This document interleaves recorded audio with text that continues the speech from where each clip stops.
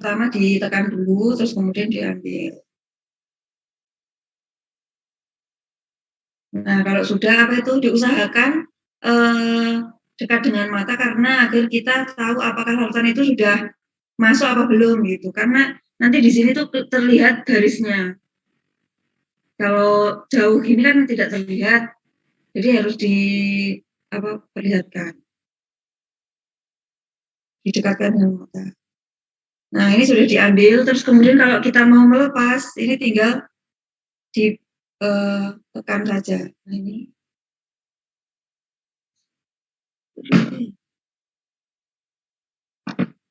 Ini ya.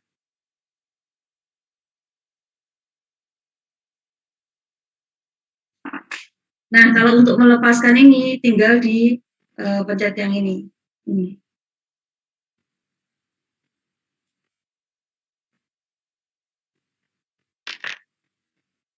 Kemudian masing-masing mikropipet ini berbeda-beda, jadi harus memahami. Jadi ini kan ada yang bentuknya seperti ini dan membuat tangan kita kalau megangnya itu yang nyaman. Jadi 4 jari ini di sini, kemudian yang jempolnya untuk menekan.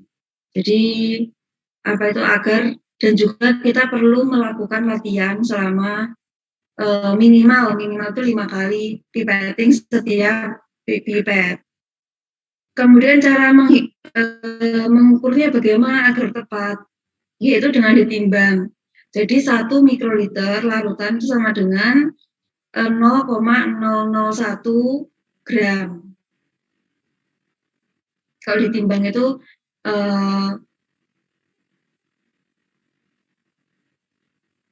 1 mikroliter sama dengan 1 mikrogram. Jadi ditimbang selama 5 kali, kalau sudah tepat semua. Jadi kita latihannya 1 mikroliter, 1 mikrogram, 1 mikroliter, 1 mikrogram sebanyak 5 kali. Jika sudah sampai 5 kali tepat, maka tangan kita sudah akurat dan bisa bekerja. Gitu. Jadi setiap mau melakukan sesuatu dites dulu. Minimal sebanyak 5 kali tes. Kemudian juga kita juga bisa setelah 1 mikroliter nanti kita tingkatkan jadi 5 mikroliter, kemudian 10 mikroliter gitu. Jadi untuk melatih tangan, apalagi kalau belum pernah itu harus latihan. Jadi agar memasukkannya tidak salah. Kemudian ini untuk yang jadi masing-masing ada tipnya. Kalau ini menggunakan 20 sampai 200, kita pakai tip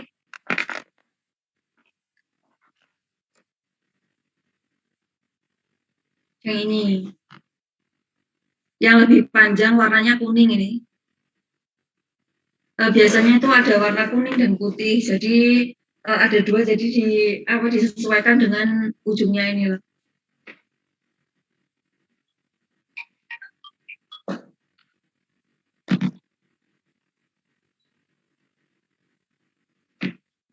Nah, kemudian juga yang ini 20 sampai 200 pakai kuning dan juga pakai yang 10 sampai 100 itu juga yang pakai kuning. Nah, ini kalau harus ketika kerja dengan DNA maupun PCR ini harus steril. Jadi semua disterilkan, kemudian tangan juga pakai sarung tangan. Tapi ini tadi kan untuk latihan, jadi yang tidak steril. Saya pakai yang tidak steril. Nah, kemudian untuk yang 1 mili itu lebih besar, biasanya warnanya biru dan juga ada yang warnanya putih.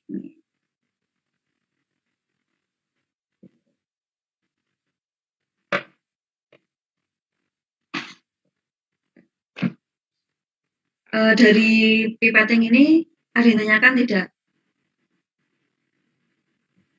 Kak, izin bertanya. Ya. Saya Honi dari Biologi B. Jadi waktu kan kalau mau ngambil itu pipetnya harus dipencet dulu ya, yang atasnya. Terus itu berarti mencetnya harus di luar larutannya dulu gitu ya, nggak boleh di dalam. Iya, di luar larutannya dulu. Oke Kak, makasih. Ya, sama-sama. Kak, permisi cuma izin bertanya. Perkenalkan, nama saya Syafrian dari kelas biologi B. Kak, kan tadi kan pivotnya macam-macam ya, Kak. Nah, apabila nanti itu kita nggak sengaja salah ambil sampelnya itu salah pipet, itu nanti tuh akibatnya bagaimana ya, Kak? Makasih. Ya harus kita harus memikirkan dulu, misalnya kita mau mengambil berapa, 20 mikrolit, jadi dipikirkan mana yang dipakai gitu. Jadi jangan sampai salah dulu. Jadi di perhitungan dulu. Jadi kalau kita itu bekerja, kita harus menulis logbook dulu apa yang mau dilakukan. Terus kalau untuk yang pertama itu kalau kita itu belum mengenal, oh tulis saja dipakai pipet yang mana gitu. Jadi agar tidak salah. Juga perhitungannya ditulis. Baik, Kak. Terima kasih. Permisi, Kak. Ya. Ya, saya Lydia dari kelas B, izin tanya, Kak. Itu Siapa? Lydia dari kelas B ya? Oh ya. Iya. Itu tip yang dipakai nanti sekali buang ya, Kak? Sekali pakai buang ya, Kak? Kecuali yang kakak pakai barusan gitu ya. Iya. Jadi ini namanya disposable. Jadi sebenarnya itu ya langsung sekali pakai. Jadi kalau sudah dipakai terus dibuang, itu disposable. Tapi kalau yang di sini misalnya digunakan untuk praktikum atau kalau penelitian biasanya kan disposable langsung dibuang sih, nggak dipakai lagi untuk menghindari kontaminasi. Nah, kalau praktikum ataupun masih latihan itu bisa dicuci kembali kemudian disteril. Bisa disterilisasi itu dua kali saja. Karena kalau sering-sering disterilisasi nanti kan ini terbuat dari plastik ya. Nanti sebelah sini itu akan mengembang dan juga bisa tidak akurat gitu. Jadi dia tidak seakurat ketika yang baru. Jadi maksimal itu biasanya 2 kali sterilisasi. Tergantung merek dari tipnya ini sih. Oh iya, terima kasih, Kak. Ya, sama-sama. Ada yang tanyakan lagi? Permisi, Bu. Saya Robiatul Adawiyah dari kelas A. Izin memperjelas karena tadi sempat terputus di saya. Untuk waktu pengambilan itu harus tegak lurus atau sedikit miring yang tadi itu, Bu? Waktu harus tegak lurus. Ya, harus tegak lurus ya ini. Jadi harus tegak lurus gini. Karena kalau miring ngambil gini kadang-kadang juga kurang akurat, jadi tegak lurus ngambilnya. Nah, yang tidak boleh itu misalnya kita sudah mengambil ini. Nah, di sini itu masih ada di pipetnya, itu masih ada larutannya. Kemudian kita miringkan itu nggak boleh. Kenapa? Karena dia bisa masuk ke dalam sini, kemudian bisa merusak pipet. Nah, pipet ini juga tidak boleh digunakan untuk larutan-larutan volatil atau yang mudah menguap. Contohnya metanol, terus kemudian juga ada asam itu juga nggak boleh pakai ini, karena dia dapat merusak bagian di dalam sini sehingga dia tidak akurat. Jadi pipet cepat rusak. Jadi masing-masing itu sebenarnya ada alatnya sendiri-sendiri, ada pipet volume, terus kemudian ada yang menggunakan biasanya menggunakan pipet volume kalau untuk senyawa-senyawa volatil maupun juga dengan senyawa-senyawa yang yang asam, senyawa asam. Larutan asam. Terus kemudian kalau setelah pakai diusahakan tuh ditaruh di tempat yang tegak. Apa itu ada tatakannya yang tegak seperti ini. Jadi agar kita untuk menghindari tadi cepat rusak itu langsung ditegakkan gini. Jadi kalau biasanya setiap pakai itu saya langsung taruh di tempat yang tegak, bukan ditaruh di meja ini ya. Jadi taruh di tempat yang tegak ini. Baik, Bu. Terima kasih. Ya. Ada lagi? Jika tidak ada, lanjut untuk pengambilan sampel. Bentar.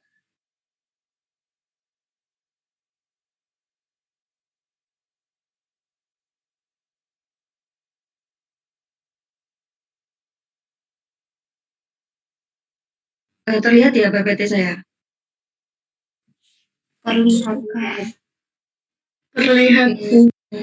Ya, jadi untuk pengambilan sampel itu sangat beragam ya. Ada sampel yang dari darah, kemudian kalau untuk yang yang saat ini sedang pandemi, kemudian kalau kalian pernah swab PCR ataupun swab test ataupun rapid itu kan menggunakan berbeda-beda, ada yang mukosa, kemudian juga dari darah. Nah, kalau yang dari darah itu biasanya kita menggunakan nah,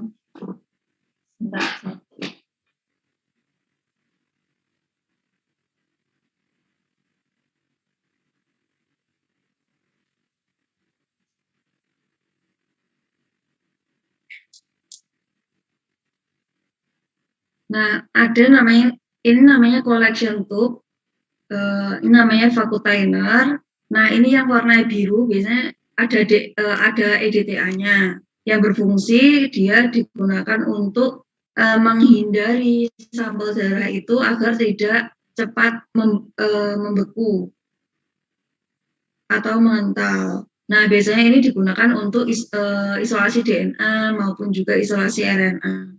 Nah, kalau yang warnanya merah dia digunakan biasanya untuk serum, untuk protein gitu. Terus kemudian untuk sampel darah biasanya kan menggunakan jarum suntik terus kemudian dimasukkan ke dalam tabung ini. Kemudian juga di sini ada yang menggunakan cotton swab. Jadi untuk darah. Nah, biasanya ini digunakan dari kasus-kasus misalnya untuk kasus-kasus pembunuhan, terus kemudian untuk yang di kriminal-kriminal itu, terus nah ini diambil dengan cotton swab, terus kemudian dimasukkan ke dalam plastik clip, terus kemudian ini dipotong, ini kan masih ada blood stain-nya. Nah, kalau yang ini untuk ujinya itu biasanya menggunakan kit khusus untuk isolasi DNA-nya. Jadi sampelnya sedikit, tetapi dia masih bisa didapatkan DNA gitu. Kalau yang untuk isolasi manual itu biasanya kita membutuhkan sekitar 1,5 sampai 3 cc yang digunakan untuk isolasi DNA secara manual. Tetapi kalau pada kasus-kasus tertentu dia menggunakan kit dengan kualitas yang tinggi sehingga dia tetap didapatkan DNA. Nah, kemudian ini selain itu kan selain darah juga ada menggunakan rambut. Jadi kalau rambut itu sebenarnya tidak bisa diisolasi DNA-nya ya. Yang bisa itu adalah folikelnya. Nah, kalau kalian itu pernah lihat bulu ayam nggak yang sudah dicabut itu? Di ujungnya itu kan di pangkalnya yang tempat untuk mencabut ayam itu kan masih ada seperti dagingnya gitu ya, yang warnanya putih, yang di dalam bulunya itu. Nah, yang sebenarnya yang digunakan untuk isolasi DNA itu yang itu. Jadi bukan bulu terus kemudian digerus dapat DNA itu enggak dapat. Jadi kalau pengambilan sampel yang diambil itu adalah itu namanya apa ya, saya kok lupa. Folikel rambut. Jadi yang di pangkalnya untuk waktu mencabut itu ada putih-putihnya itu. Nah, kalau di rambut kita itu kan juga ada yang di pangkal itu kan ada yang warna putih-putih itu. Nah, itu yang digunakan untuk isolasi DNA, bukan rambutnya. Jadi kalau rambut dipotong terus kemudian itu harus menggunakan teknik tertentu dan juga kit khusus. Jadi kalau yang untuk manual yang biasanya digunakan untuk praktikum itu lebih bagus tuh yang pakai yang folikel. Jadi DNA-nya itu lebih banyak daripada di rambut. Gitu. Terus kemudian ini contohnya sampel, ini ada blood, ada darah, kemudian ada semen, ada saliva. Nah, kalau yang saliva ini kan biasanya atau mukosa itu bisa untuk yang swab saat ini kan diambil dari ada yang mukosa hidung dan juga mukosa dari kerongkongan. Terus juga ada yang dapat digunakan epitel pipi. Jadi epitel pipi juga bisa digunakan untuk isolasi DNA. kemudian urin, kemudian ini folikel rambut ya. Yang ini nih, yang bagian ini, folikel rambut. Kemudian gigi, juga tulang, kemudian ada tisu itu jaringan, jadi jaringan otot, kemudian hepar atau hati, kemudian juga jadi semua organ dan juga jaringan itu bisa digunakan untuk isolasi DNA. Tulang yang umurnya ratusan itu juga bisa diisolasi DNA-nya, tapi dengan teknik-teknik khusus juga. Gitu. Terus kemudian ini contohnya yang tadi, ini tabung Fakutainer yang di dalam sudah ada EDTA yang saya jelaskan tadi. Terus ini kalau ini yang digunakan mengambil tulang epitel pipi yang digunakan untuk isolasi DNA. Nah ini kan juga epitel pipinya nanti akan masuk ke dalam ini sikatnya ini, terus kemudian ini bisa dipotong kemudian ambil DNA-nya juga. Nah, terus kemudian untuk yang daun, yang daun contohnya ini saya ambil dari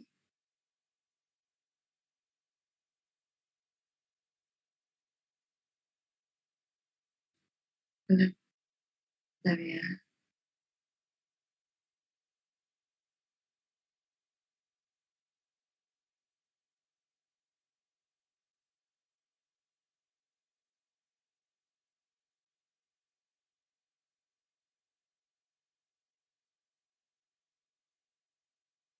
Daun.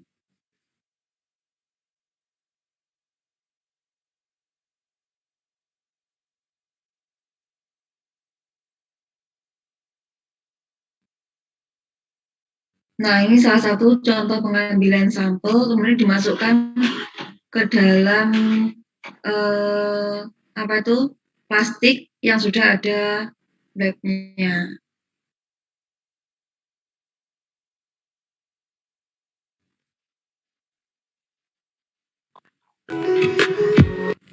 Mula-mula kita ambil sampel. Terdengar nggak suaranya? Kemudian kita masukkan ke dalam plastik. Terdengar Kak, tapi kecil. Pemberian silika gel ini bertujuan untuk menyerap kelembapan ketika daun dimasukkan ke dalam plastik klip. Selain itu, untuk mencegah agar daun tidak cepat membusuk. Teknik pengambilan sampel seperti ini dilakukan ketika jarak antara laboratorium dengan tempat pengambilan sampel cukup jauh atau sampel tidak segera diisolasi DNA-nya ketika tiba di laboratorium. Namun, teknik pengambilan sampel ini berbeda ketika jarak antara laboratorium dan tempat pengambilan sampel dekat dan daun segera diisolasi DNA-nya. Caranya yaitu daun cukup diambil, kemudian dimasukkan ke dalam kertas tisu, dan bisa segera dibawa ke laboratorium untuk diisolasi DNA-nya.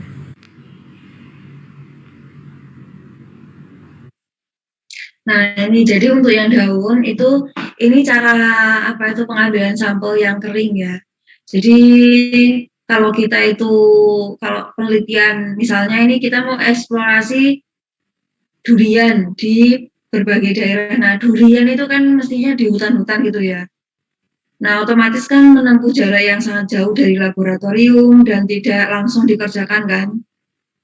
Sehingga teknik sampelnya seperti ini. Jadi dimasukkan ke dalam plastik klip yang sudah ada silika gelnya. Nah, kemudian daun yang bagus itu daun yang muda, yang masih muda biasanya nomor 2 atau 3 dari atas dari pucuknya. Tapi kalau tidak memungkinkan, jadinya ya sebenarnya daun bisa, kemudian batang juga bisa, apapun jaringan dari tumbuhan itu bisa digunakan. Tapi tadi seperti yang saya jelaskan perlu teknik khusus, jadi bisa improve ke bahannya yang dipakai, misalnya menggunakan deterjen khusus, kemudian ada tambahan-tambahan bahan-bahan kimia tertentu. Nantinya akan dijelaskan di pertemuan selanjutnya untuk teknik isolasi DNA. Terus kemudian ini sudah untuk yang kalau kita itu misalnya jarak dekat, kita bisa menggunakan teknik lain ya, yang teknik semi basah, yaitu menggunakan tisu basah. Jadi ada daun, kemudian dimasukkan ke dalam tisu basah, tutup, kemudian masukkan ke plastik klip dan disimpan di es. Jadi setelah sampai itu bisa ditaruh di refrigerator ataupun di freezer. Kalau di freezer di minus 80 atau 65 itu bisa digunakan untuk bertahun-tahun penyimpanannya. Jadi kalau bisa dipakai lagi untuk selanjutnya gitu. Karena kan kalau mungkin barangkali kita perlu lagi untuk mengisolasi DNA dari daun itu kan nggak perlu sampling lagi kan. Dan belum tentu sampelnya itu atau tanamannya itu masih ada gitu. Terus kemudian untuk teknik kalau apa itu hewan, contohnya misalnya apa itu ular, terus kemudian juga untuk kalau ular bisa darah dan juga bisa digunakan untuk dagingnya. Jadi ekornya itu dipotong sedikit, tikus itu juga bisa dipotong ujung ekornya itu bisa. Kalau misalnya penelitian tentang tikus, kemudian mau dipotong sedikit untuk isolasi DNA itu bisa bagian ekor. Kemudian juga bisa menggunakan kalau ikan juga bisa dagingnya juga bisa dilakukan isolasi DNA. Terus kemudian ini saya contohkan lagi, dia pakai apa? Ada juga yang pakai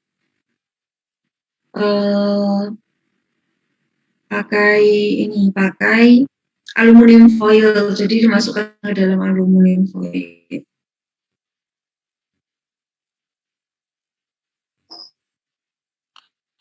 Assalamualaikum warahmatullahi wabarakatuh. Nah, jadi syarat-syaratnya ketika kita ingin mengambil DNA dari sampel daun itu harus dilakukan di jam-jam sebelum si tanaman itu melakukan proses fotosintesis, umumnya di bawah jam 7. Kemudian untuk sampelnya itu harus diambil dari 2 atau 3 daun dari bagian atas, sehingga diambil bagian daun yang muda. Nah, untuk bahan-bahan yang digunakan untuk sampel daun sebenarnya sederhana. Apabila jarak dengan laboratorium itu jauh, maka kita memerlukan alat yang sekiranya agar sampelnya tetap segar. Namun apabila jarak dengan laboratorium dekat, kita hanya perlu mengambil sampelnya kemudian langsung dibawa ke dalam laboratorium. Nah, karena misalnya jarak antara laboratorium dengan sampelnya itu jauh, maka perlu digunakan beberapa bahan. Misalnya itu bisa untuk selama perjalanan diawetkan dalam tisu yang non alkohol, kemudian bisa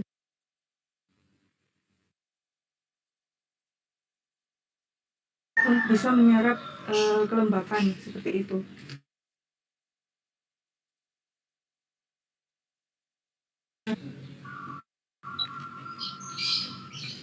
Nah, kemudian langsung dimasukkan ke dalam plastik klip.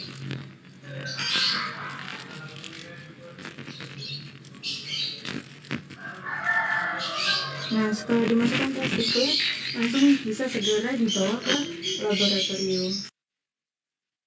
Nah, bisa ke dalam aluminium foil, kemudian plastik klip, kemudian bisa dibawa ke laboratorium untuk selanjutnya. Nah, nanti kalian membuat video seperti ini, membuat video bagaimana cara pengambilan sampel. Nah, untuk sampel bakteri, kalian bisa misalnya sampel bakteri dari tanahnya itu diambil, kemudian perlu dilakukan isolasi bakteri dulu. Jadi tanahnya itu didilusi, terus kemudian ditumbuhkan di cawan dulu, baru dilakukan proses isolasi DNA. Dari pengambilan sampel ada yang tanyakan? Silahkan.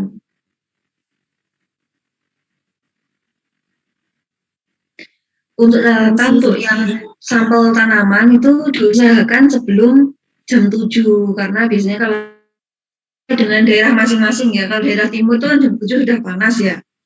Jadi diusahakan yang masih kira-kiranya belum matahari itu belum meninggi gitu. Jadi belum terjadi proses fotosintesis. Jadi masih persiapan itu DNA-nya banyak.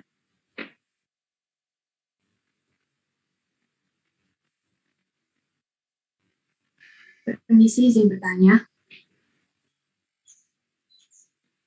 Halo? Ya, silakan. Oh iya, perkenalkan nama saya Rizky Aura dari kelas A, mohon izin untuk bertanya. Kan tadi untuk pengambilan sampel itu bisa menggunakan plastik clip ataupun aluminium foil. Nah, kalau semisal tidak ada, semisal dalam kondisi yang terdesak begitu, adanya kertas koran. Apakah boleh menggunakan kertas koran? Karena sepengetahuan saya kertas koran itu dapat menyerap kelembapan seperti itu. Terima kasih.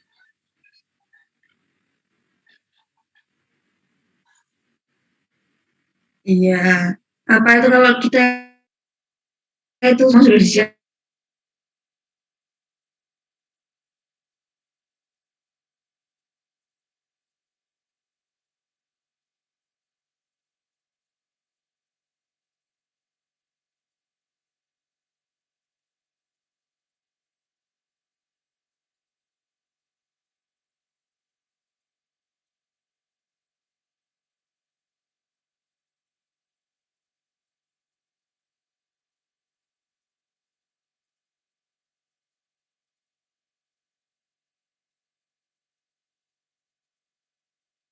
hasilnya kan. Diusahakan tuh untuk tetap fresh gitu. Jadi kalau untuk yang di sampel-sampel daun tua yang di hutan-hutan itu kan masih bisa dilakukan penyimpanan, jadi itu masih awet.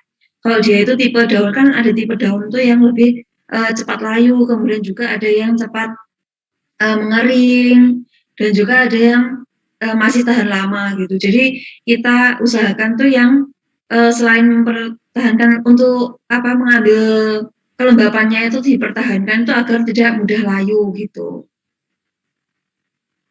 Jadi kalau misalnya dipakai koran juga tidak masalah sih selama nanti setelah setelah sampai itu segera sampai rumah itu segera dimasukkan ke dalam plastik, kemudian dimasukkan ke dalam kulkas.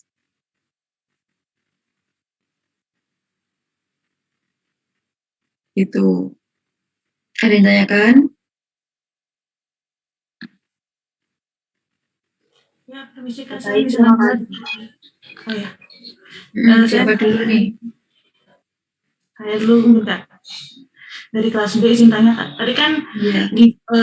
untuk pengambilan sampel ini kalau dekat itu kan bisa langsung, dan kalau jauh itu bisa digunakan plastik clip seperti itu kan Kak. Nah itu definisi jarak jauh dekatnya itu maksudnya yang seperti apa Kak? Kalau misalnya 10 menit itu 5 menit dari tempat itu udah termasuk jauh, apa itu dekat apa gimana?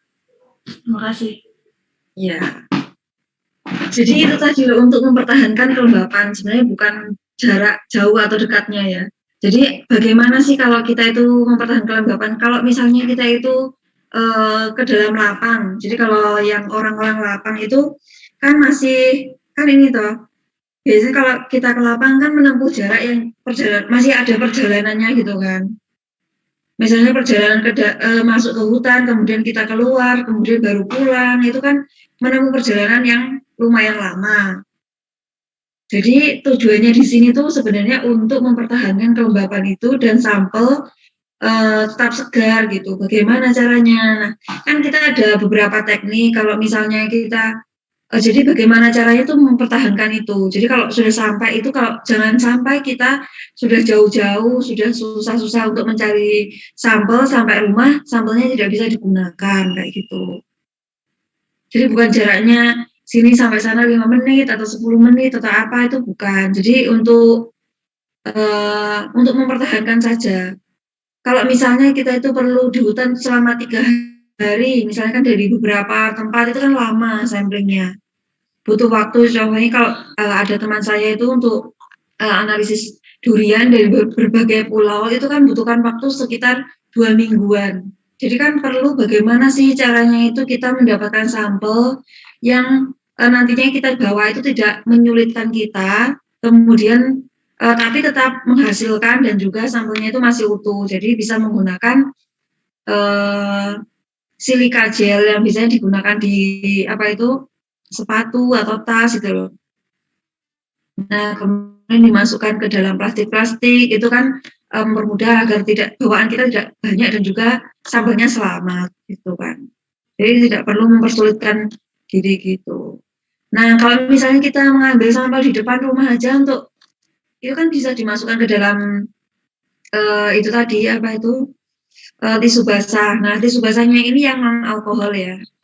Kalau ada alkoholnya nanti warnanya di klorofil itu kan mudah terserap. Jadi daunnya nanti bisa luntur kalau ada alkoholnya.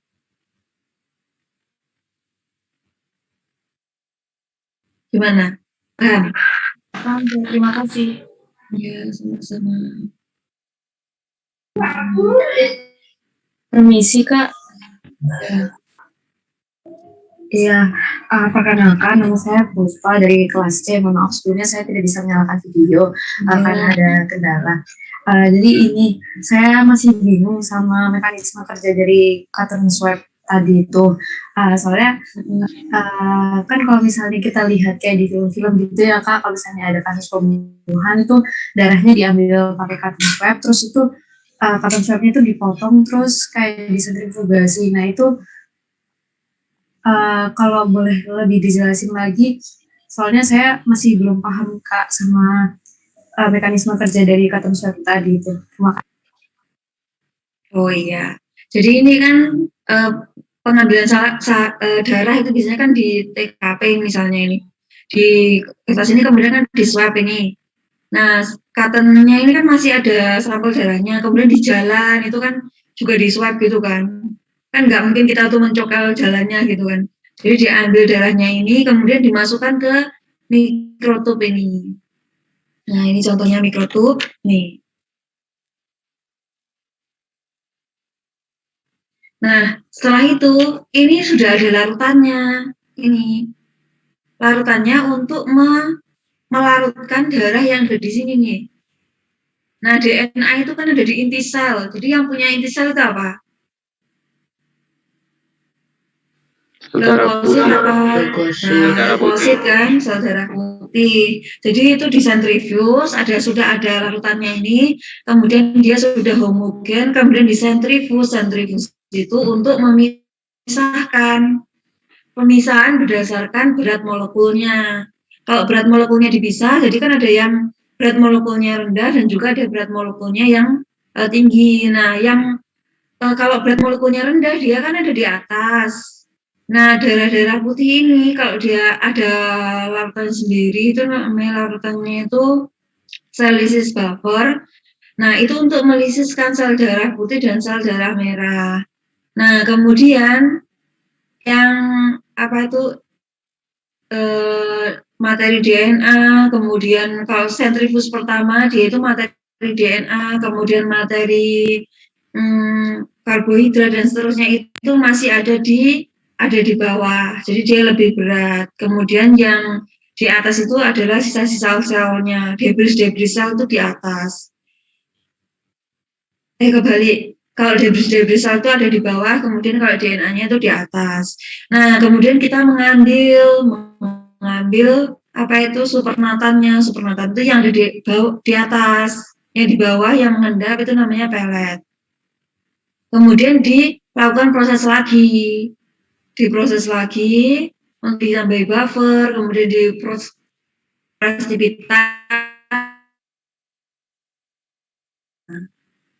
gitu.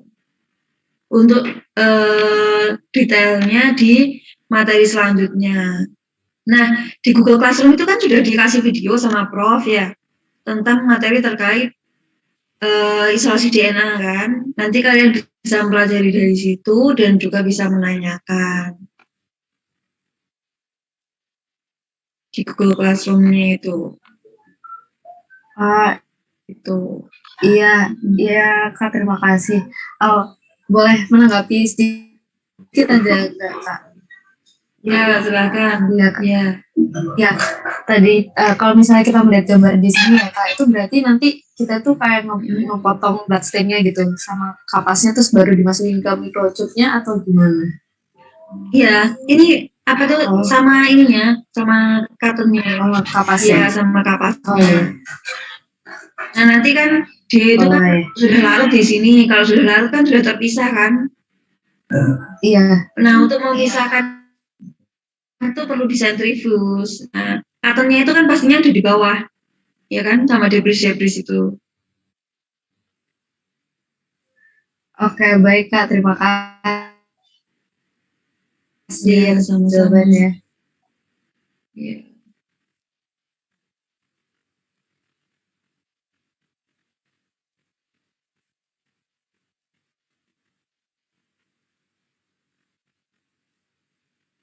Ada lagi? Permisi Kak, Mm-mm. ya saya Maureen Ardina dari kelas B, izin bertanya. Ini terkait dengan di pretest tadi, itu dikatakan bahwa daun kering itu masih bisa diisolasi DNA-nya. Yang ingin saya Iya. tanyakan, apakah ada kriteria tertentu atau mungkin apakah tidak mempengaruhi hasil dari isolasi DNA-nya tersebut ya Kak? Terima kasih. Ya, jadi kalau kita itu memerlukan DNA yang banyak, ya, yang banyak itu daunnya itu harus muda, nomor 2 sampai nomor 4 dari pucuk. Terus kemudian kita pengambilannya itu jam-jam sebelum fotosintesis, misalnya biasanya sebelum jam 7, tergantung daerah masing-masing. Kemudian juga teknik pengambilan sampelnya itu tadi, kalau sampelnya itu masih segar, kemudian diisolasi DNA itu akan menghasilkan DNA yang lebih banyak. Tapi kan ada beberapa kasus itu yang tidak bisa mengambil DNA seperti sesuai dengan kriteria tersebut kan. Contohnya kalau kita ke lapang kan kita nggak mungkin sampai apa itu sebelum jam 7 sudah sampai di hutan kan. Pastinya biasanya sore atau siang atau kan kita tidak bisa memprediksi jam berapa kita sampai kan. Tergantung dengan daerah-daerahnya itu, daerah trekkingnya itu. Terus kemudian karena hal tersebut maka kita perlu meminimalisir dan mengoptimasi bagaimana sih caranya nanti agar sampel kita itu dapat menghasilkan yang lebih banyak gitu. Jadi proses dari pengambilan sampel dan juga penyimpanannya.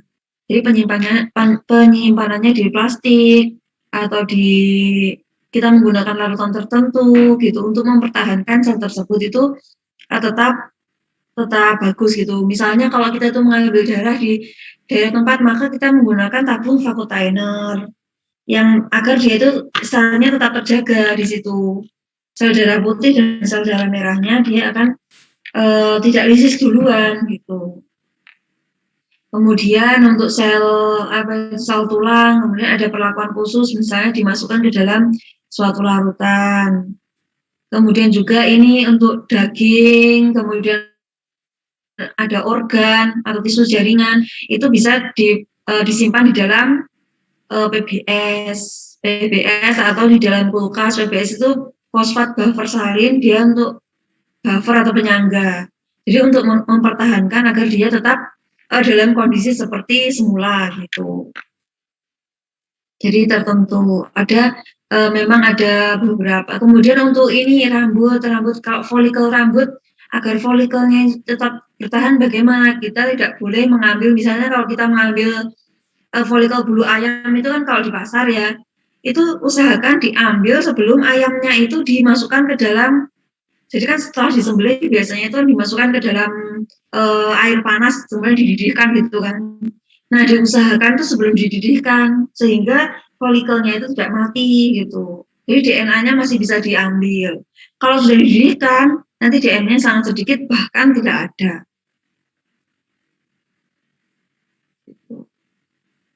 Nah, kalau sampel bakso itu bisa juga diisolasi DNA untuk uji halal itu kan bisa tuh itu.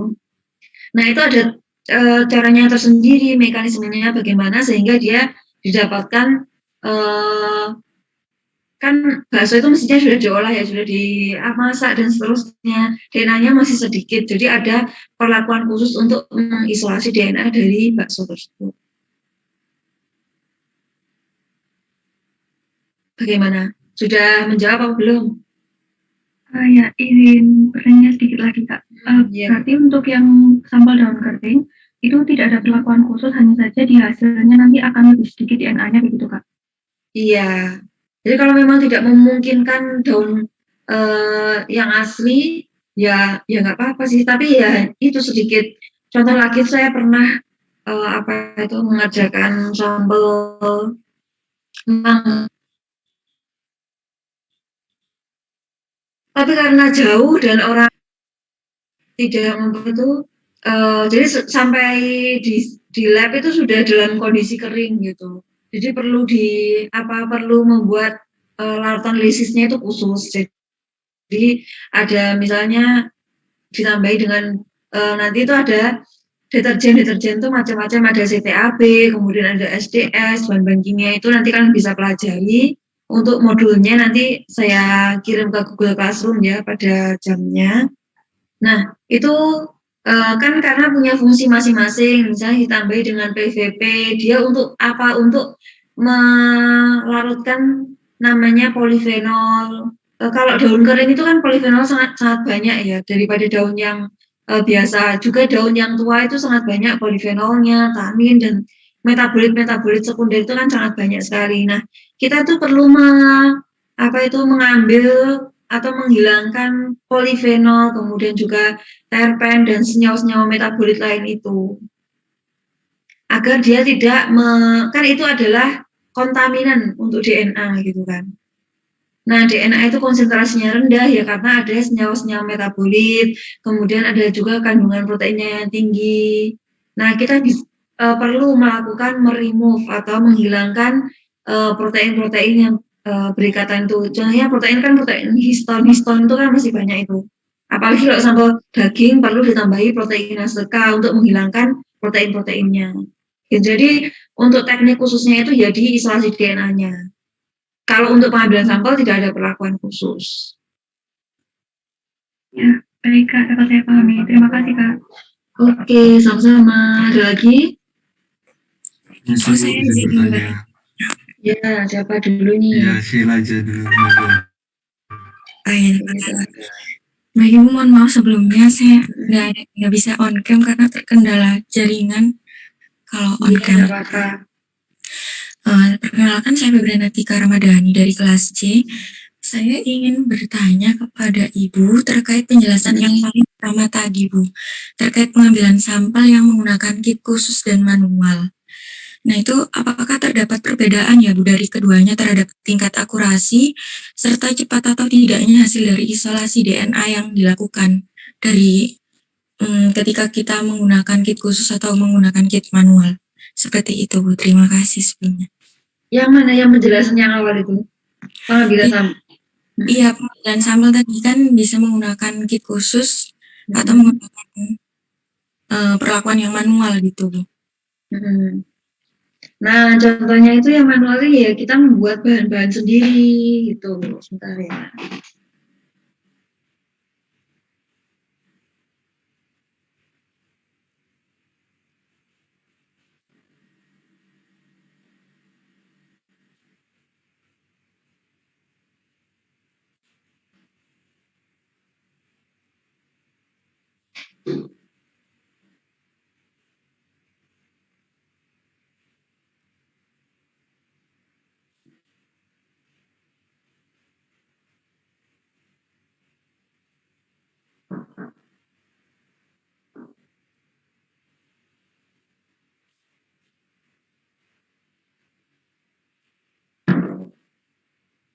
Nah, contoh itu untuk yang kit ini contohnya ini kit. Jadi di sini sudah ada kitnya khusus gitu untuk mendapatkan DNA yang bagus. Ini contohnya yang untuk yang kit, untuk yang isolasi DNA dari hasil PCR. Jadi gennya diambil dari sini, diambil kemudian ada kitnya. Nah, ini kita tinggal bahan-bahannya sudah ada, sudah dibuatkan dari pabriknya sana. kemudian bisa digunakan gitu. Contohnya untuk yang kit khusus.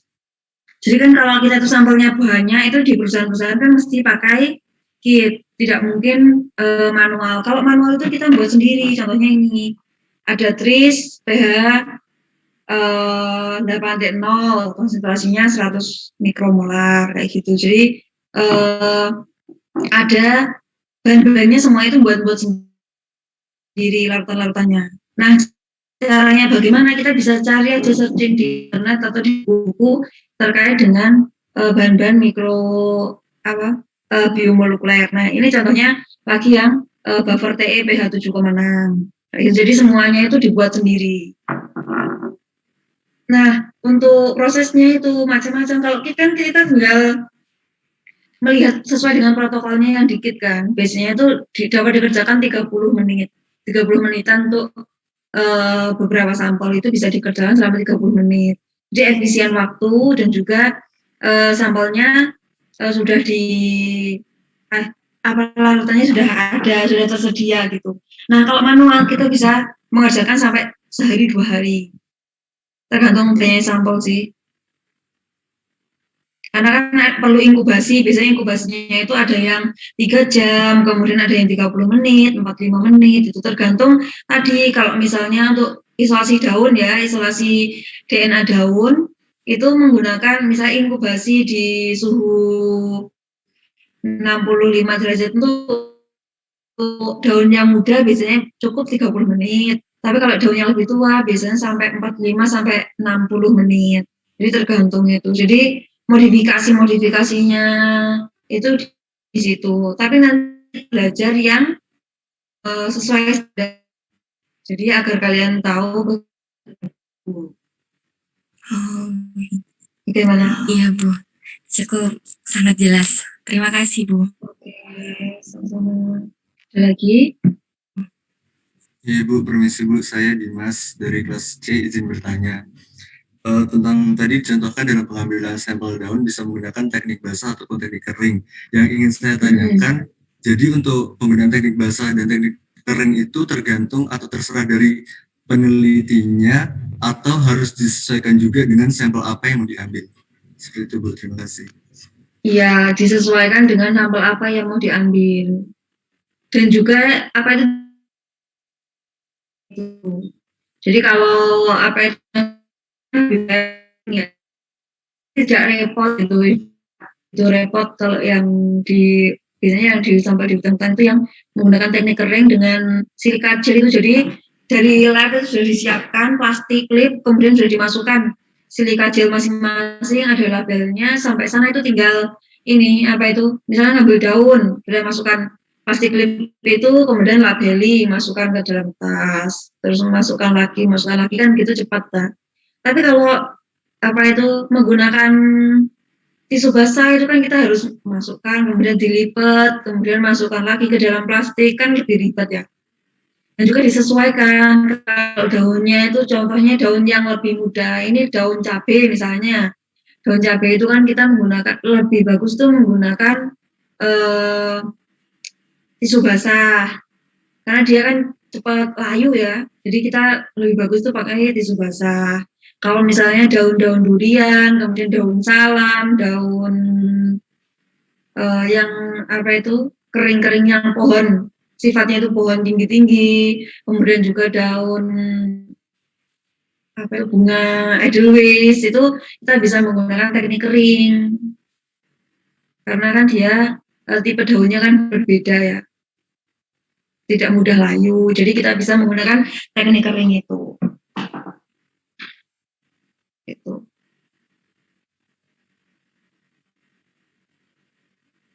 Sudah jelas? Jadi nanti bisa ya untuk membuat video cara pengambilan sampel. Bu, izin feedback sedikit, berarti untuk pengambilan sampel itu lebih ditekankan dari sampel apa yang mau diambil seperti itu ya Bu? Iya, betul. Baik Bu, terima kasih penjelasannya. Ya. Untuk tugasnya, ya, ada lagi yang ditanyakan? Iya Ibu, saya izin bertanya. Saya Michelle Fai dari kelas C, izin bertanya Ibu, jikalau sampelnya itu merupakan buah yang memang kandungan airnya tinggi, itu kira-kira untuk pengambilan sampelnya baiknya menggunakan teknik kering atau bagaimana Ibu? Pakai teknik basah. Kalau apa itu? eh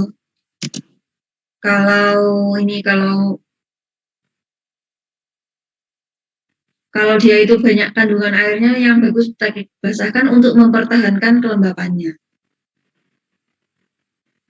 Daun padi, daun apa itu? Kangkung, bayam, itu kan kangkung, bayam, terus sayur-sayuran itu kan kandungan airnya cukup tinggi. Jadi bagusnya yang teknik basah. Oh iya, baik Ibu. Terima kasih atas penjelasannya. Ya.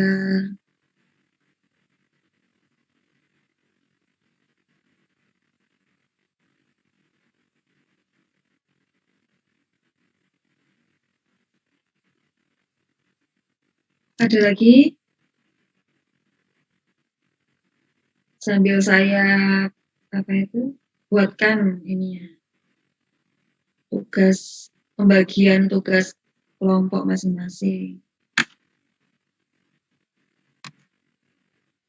Permisi Bu. Ya, silakan. Saya Sintiako dari kelas A, izin bertanya menyambung yang tadi ya, ada menggunakan tisu basah, kan tidak boleh ada alkoholnya, tapi kan kebanyakan tisu basah ada parfumnya ya Bu ya, apakah itu dapat mempengaruhi sampel yang kita ambil ya Bu? Terima kasih. Kalau parfumnya sebenarnya juga berpengaruh sih, tapi kalau tidak ada ya tidak apa-apa. Baik Bu, berarti lebih baiknya menggunakan tisu basah yang no parfum dan no alkohol Iya, gitu ya? Iya, yang bagus itu yang tidak ada parfum dan juga alkoholnya. Baik Bu, terima kasih. Ya, sama-sama.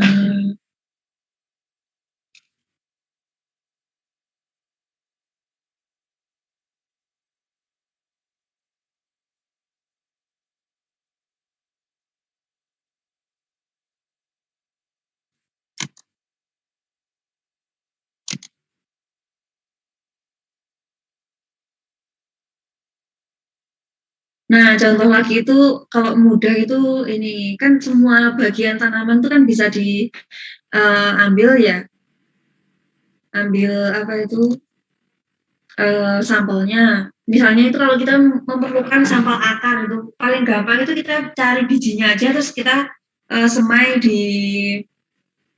di kapas ataupun di tisu, kemudian nanti kan keluar akarnya itu dikecambahkan itu loh. Nanti bisa diambil dari situ. Daripada kita itu mencari tanamannya kemudian dicabut itu kan paling mudah yang mengambil akar dari semaian itu.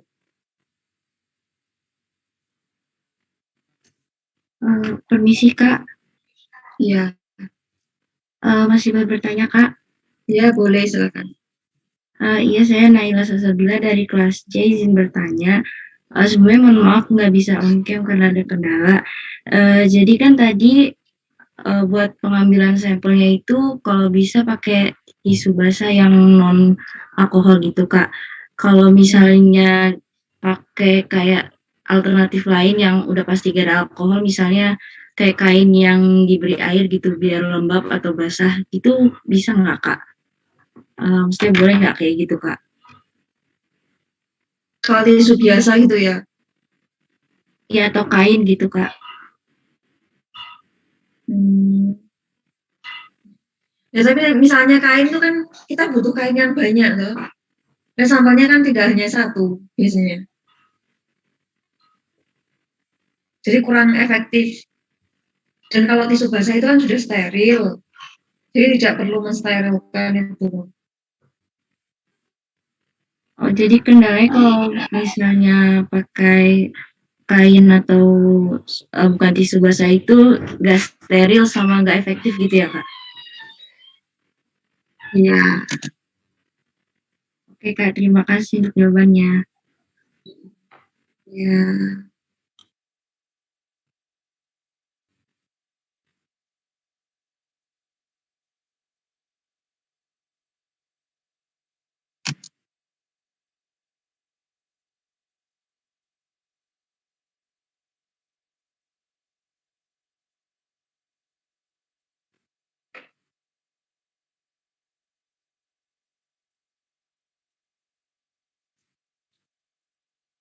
Ada lagi?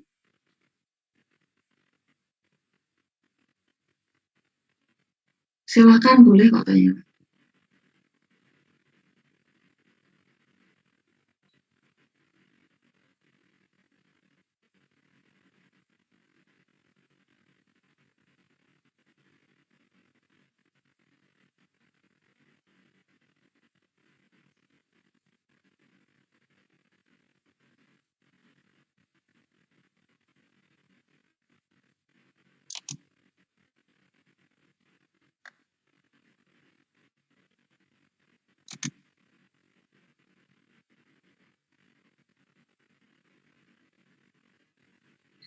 Permisi Bu Dewi, Mm-mm. saya Yudhistira Ibrahim, dari kelas biologi A, izin bertanya Bu, ini mengenai yang mekanisme atau pas di pengerjaan laboratorium ya Bu, kalau boleh. Yang tadi mikropipet itu kan tadi kata Ibu, kan kalau pas waktu penelitian asli itu yang tidak praktikum ya, benar-benar itu kan harus benar-benar steril, di mana seperti mikrotip itu tidak boleh disentuh walaupun udah pakai sarung tangan. Nah, itu yang saya bingung kan, kalau misalkan ada seorang peneliti yang mungkin dia baru punya lab sendiri, terus dia beli mikrotip yang dia itu dia tuh satu plastik, kan itu kan kalau yang di lab biasanya kan sudah tertata di kotak yang kalau khusus mikrotip kayak dari Ibu tunjukkan di video tadi di kamera Ibu. Nah, sedangkan ini yang dari manufaktur yang dalam plastik itu katanya itu harus disterilisasi baru harus beli kotak khususnya atau bagaimana ya Bu, kalau misalkan ada kasus kayak begitu, karena kan ini harus mau nggak mau bersentuhan sama sama manusia gitu kalau logikanya. Oke, saya tunjukkan hasilnya ya.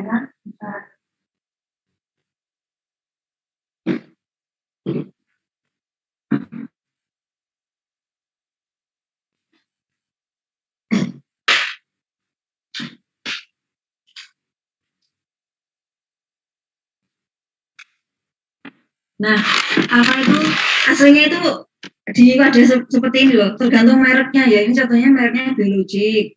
Nah, di sini ini ada tulisannya itu autoclavable. Nah, ini sudah steril. Ini kan RNase dan DNase free. Jadi ini tidak perlu disteril kalau baru. Nah, kalau misalnya itu ada juga itu yang merek tertentu itu tidak ada tulisannya autoclavable atau RNase atau DNase free. Itu artinya dia itu belum disterilisasi, jadi perlu disterilisasi. Nah, kalau belum disterilisasi itu kan biasanya kita diambil ini, kemudian ada kotaknya tertentu. Ini juga kita ngisi sendiri. Ini di kotak-kotak ini kita ngisi.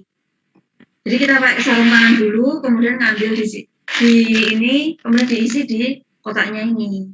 Kemudian baru di autoclave. Jadi autoclave-nya sama kotaknya ini kalau belum disteril. Tapi kalau sudah disteril ya nggak perlu.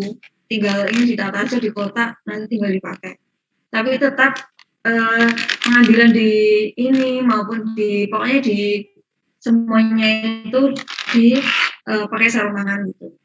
Karena kan ini udah DNase dan RNase free. Sebenarnya itu kita pakai sarung tangan agar melindungi ini dari RNase dan juga DNase yang ada di tubuh kita gitu. Jadi di tangan kita itu sangat banyak sekali DNase, RNase. Jadi kalau kita mengerjakan DNA maupun RNA, protein, kita harus pakai sarung tangan agar tidak kontak.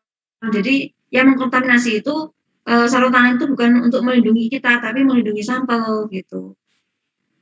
Karena kan kalau kita keluar, kemudian baju sudah di luar, kemudian baju itu juga menempel RNase, DNase, dan juga proteinase yang dapat mendegradasi sampel-sampel kita.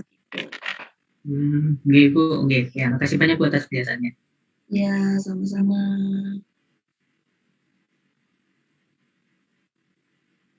Ada lagi yang tanyakan?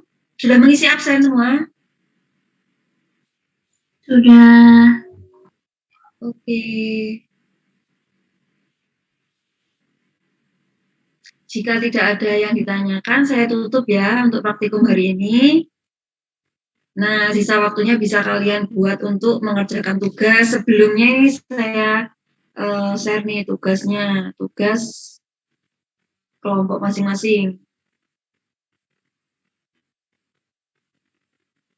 sesuai absen saja nanti pembagiannya. Jadi dilihat di siang untuk kalian misalnya kelas A, B, C gitu ya. Untuk kelas A misalnya nanti ada kan ini 120 dibagi 3 berarti kan 40 ya. Berarti sekitar 12 kelompok ya kalau 10. Misalnya bagi 10 aja, dibagi 10 jadi 12 orang.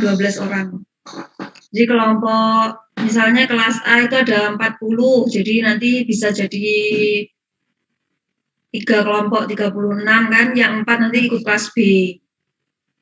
Kan ini jadikan 1 kan. Ini pembagian kelompok, tugas videonya.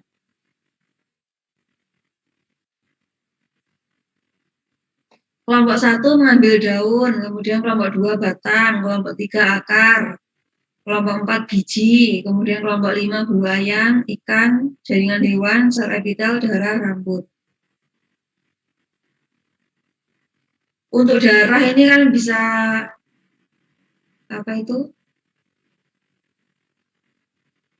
Misalnya kalian kalau kena luka terus kemudian kena baju terus kemudian kalian swab, itu juga bisa ditentukan bagaimana cara mengambilnya. Gitu. Jadi tidak harus disuntik terus kemudian diambil, itu tidak harus. Sekreatif mungkin dan nanti dijelaskan ya. Misalnya bagaimana, misalnya kalau mengambil bijinya itu bijinya harus bagaimana, kering atau lembab, caranya bagaimana, tinggal ambil aja atau ada perlakuan apa gitu. Kalian sambil mempelajari bagaimana yang bagus. Jadi bisa di jurnal-jurnal itu sebenarnya ada kok bagaimana cara mengambil biji yang seperti apa, itu ada. Kemudian misalnya bulu ayam ini harus ada perlakuan apa. Kalau sel epitel nanti bisa pakai apa? Sebenarnya kan bisa pakai sikat gigi ataupun bisa pakai cotton swab dan lainnya itu. Nah, rambut ini tidak melulu rambut manusia ya, bisa juga untuk misalnya kalau mas kelinci misalnya. Nah, bulu kelinci itu bagaimana? Rambut kelinci terus kemudian kucing itu bagaimana?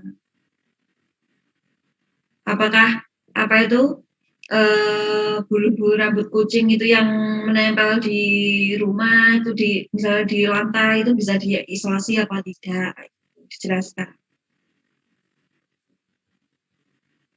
Tugasnya sudah paham untuk pengambilan sampel.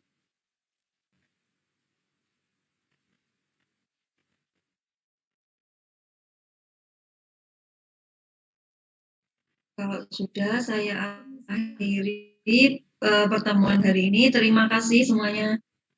Saya tutup. Assalamualaikum warahmatullahi wabarakatuh. Selamat pagi. Waalaikumsalam. Waalaikumsalam warahmatullahi wabarakatuh. Terima kasih Bu. Iya, sama.